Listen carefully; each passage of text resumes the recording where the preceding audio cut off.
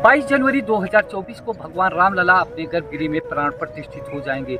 ऐसे में अयोध्या में एक भव्य महोत्सव की तैयारी है। लाखों श्रद्धालु राम भक्त अयोध्या पहुंचेंगे।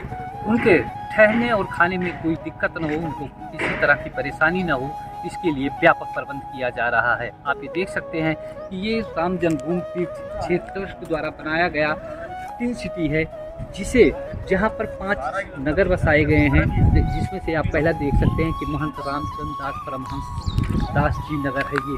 इसी तरह से 5 और जो है वो नगर बसाए हुए हैं। हम आपको दिखाते हैं कि किस तरह से उनके ठहरने और रहने की व्यवस्था की गई है। इससे पहले हम बात करेंगे कि आखिर यहाँ की व्यवस्था। सर आप बताइए कि ये जो नगर बसा हुआ, कितने नगर बसाए गए हैं और यहाँ पर क्या व्यवस्था की गई?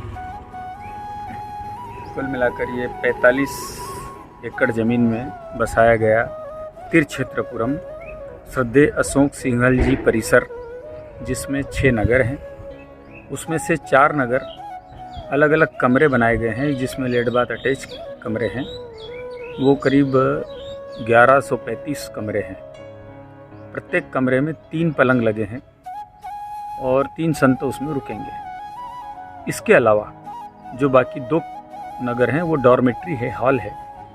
तो 2,500 के करीब संख्या उन 2 डॉर्मेट्री जो बने हुए नगर हैं उनमें।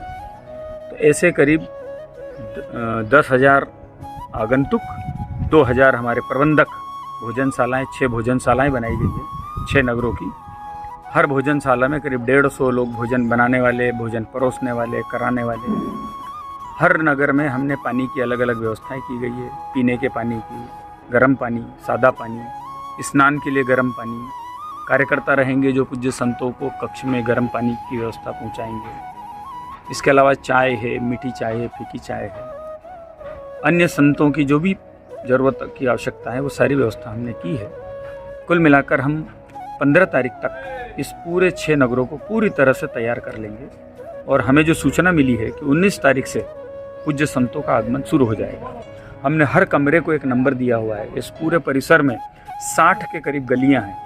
हर गली का नंबर है, हर नगर के जैसे नंबर है ऐसे हर गली का नंबर है, हर गली का नंबर है ऐसे हर कमरे का नंबर है, और हर कमरे का नंबर है ऐसे ही हर कमरे में कौन कहाँ ठहरेगा उनके नाम भी लिख दिए जाएंगे, ताकि जैसे ही पूज्य संत द्वार पर आएंगे वहाँ स्वागत उनका होगा और उनके नाम के अनुसार कार्यकर्ता वहाँ से उनको उनके कक्ष तक पहुँचाएंगे। ऐसे हर एक की व्यवस्था हमने की। यहाँ से मंदिर तक जाने के लिए क्या व्यवस्था की गई है? जो पूज्य संत होंगे कैसे जाएंगे और कैसे आएंगे? 22 तारीख को प्रातः यहाँ गाड़ियाँ लगेगी, क्योंकि अनेक पूज्य संत अपने निजी वाहनों से भी आएंगे। तो यहाँ पर हमने पार्किंग की व्यवस्था की है।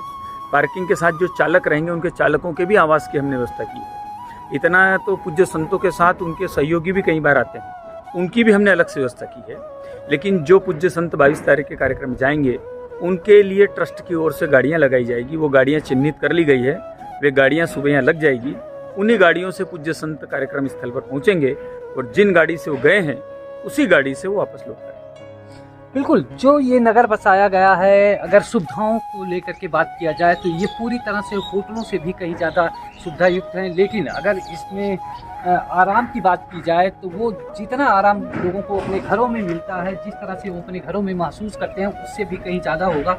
हम आपको दिखाना चाहेंगे कि वो रूम की किस तरह से रूम बनाया गया है और बिस्तर लगे हुए हैं। तो आप ये देख सकते हैं कि यहाँ पर कंबल, तकिया और ये पूरा बिस्तर लगा हुआ है जो पूरी तरह से भगवा रंग में है। और ये रूम जो है वो पूरी तरह से जो है किसी होटल से कम नहीं लग रहा है। कुल मिलाकर के जो साधु संत आएंगे प्राण प्रतिष्ठा में, उनके ठहरने की जो व्यवस्था की गई है वो बहुत ही उच्च कोटि की गई है, ताकि उन्हें किसी भी तरह की कोई परेशानी न हो।